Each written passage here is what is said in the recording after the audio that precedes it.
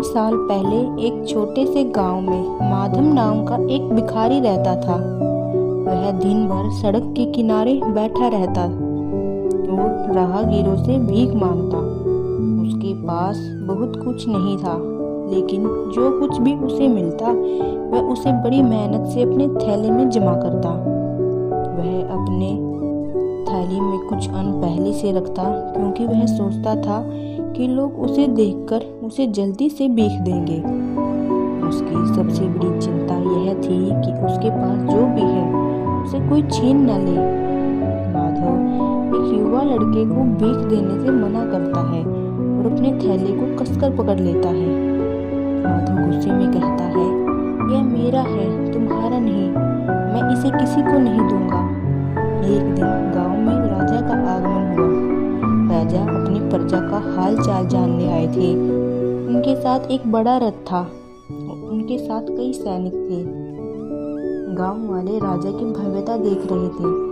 राजा ने सोचा, मैं इस भिखारी का परिरक्षण करूंगा और देखूंगा कि यह जीवन में सच्चे दान का क्या मतलब समझता है। राजा माधव के पास आते हैं मुस्कुराते हुए। राजा मधुर आवाज में कहते हैं, भिखारी, तुम दिन भर यहाँ बैठे रहते हो। मैं तुमसे एक सवाल पूछने आया हूँ। क्या तुम मुझे कुछ दान दे सकते हो? माधव चौंकते हुए राजा को देखता है। उसकी आंखों में डर और संकोच झलकता है। माधव को यह बात समझ नहीं आई। वह यह सोचने लगा कि राजा मुझसे क्या चाहता है। अगर मैंने कुछ दे दिया तो मेरे पास कुछ भी नहीं रहेगा। क्या होगा अगर मुझे भूखा रहना पड़े? मैं इतना कुछ नहीं दे सकता। वह खुद से बड़बड़ाने लगता है। फिर माधव अपने थैले से चावल की एक मुट्ठी निकालता है और राजा के सामने रखता है। तब माधव हिचकिचाते हुए कहता है, राजन, मेरे पास बहुत कम है, लेकिन ये कुछ चावल है, आप इन्हें स्वीकार करें। तब राजा मुस्कुराते हुए कहता है, तुमने जो दिया वह बहुत कीमती है, धन्यवाद भिखारी।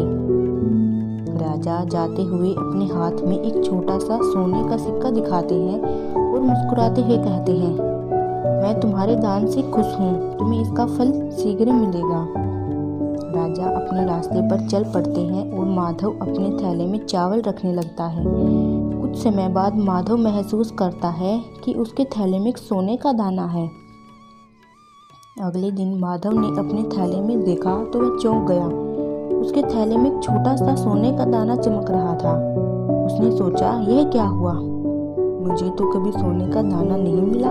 वह खुश हुआ, लेकिन साथ ही उसे डर भी लगने लगा। माधव सोने के दाने को गौर से देखता है और उसकी आंखों में डर और पछतावा झलकता है। माधव अब समझने लगा कि राजा ने उसे कुछ दिया था, लेकिन उसने केवल थोड़ा सा दान किया था। उसे लगा, अगर मैंने राजा को पूरा थैला दे दिया होता तो शायद मुझे पूरा सोने का थैला मिल जाता।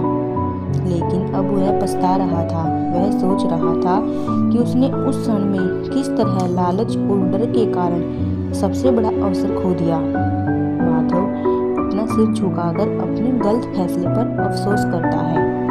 कुछ महीनों बाद माधव ने ठान लिया कि अब वह अपने दिल से दान करेगा। अब वह किसी से भीख नहीं मांगता, बल्कि जो कुछ भी वह पाता वह दूसरों को देता। समय के साथ माधव का दृष्टिकोण बदल गया। उसने समझा कि जीवन में सबसे बड़ी खुशी निस्वार्थ दान में है। अब वह दूसरों की मदद करता और खुद भी संतुष्ट रहता। माधव एक छोटे से गांव के एक लड़के को खाना देता है और एक बुजुर्ग महिला को पानी भी पिलाता है। यह कहानी हमें सिखाती है कि जब हमें कुछ देने का मौका मिले तो हमें निस्वार्थ और बिना डर, बिना लालच के देना चाहिए।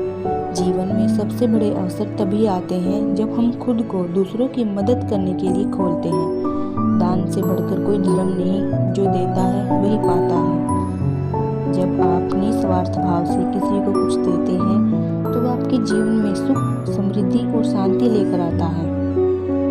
अगर आपको यह कहानी पसंद आई हो तो इसे लाइक करें, अपने दोस्तों के साथ शेयर करें और हमारे चैनल को सब्सक्राइब करना न भूलें।